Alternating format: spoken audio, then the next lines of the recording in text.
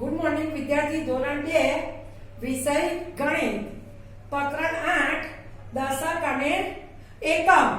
હવે આપણે દશક ને એકમ ની સંખ્યા શીખવાની છે।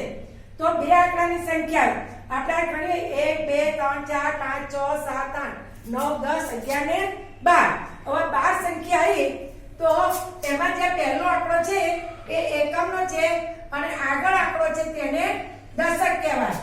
એટલે એક દશક એટલે 10, બે દશક એટલે 20, ત્રણ દશક એટલે 30, ચાર દશક એટલે 40, પાંચ દશક એટલે 50, છ દશક એટલે 60, સાત દશક એટલે 70, આઠ દશક એટલે 80 અને નવ દશક એટલે 90 અને 10 દશક એટલે 100। આ એની કિંમત છે।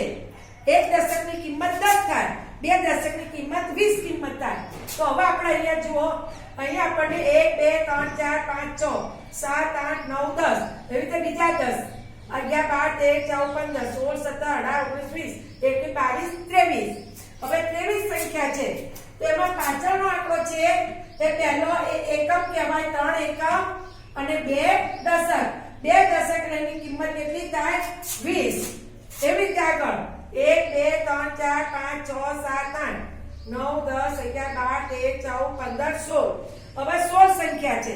16 માં આ પહેલો આંકડો છે જમણા છે, જમણા બાજુથી લેવાનું તો એ એકમ કહેવાય, 6 એકમ અને એક છે દશક છે એટલે એની કિંમત 1 દશક એટલે 10।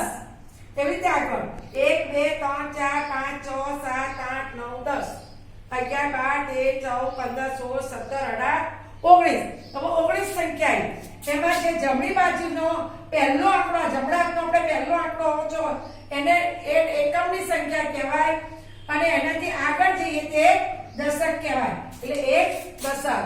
તો આપણે આ એકમ અને દશકની સંખ્યા શીખ્યા, એ તમારે નોટમાં લખવાની છે અને આ બાજુવાળી સંખ્યા લખાઈ છે એ પણ ખાસ મોડે કરવાની છે તમારે અને એ પણ લખવાની છે। બાય।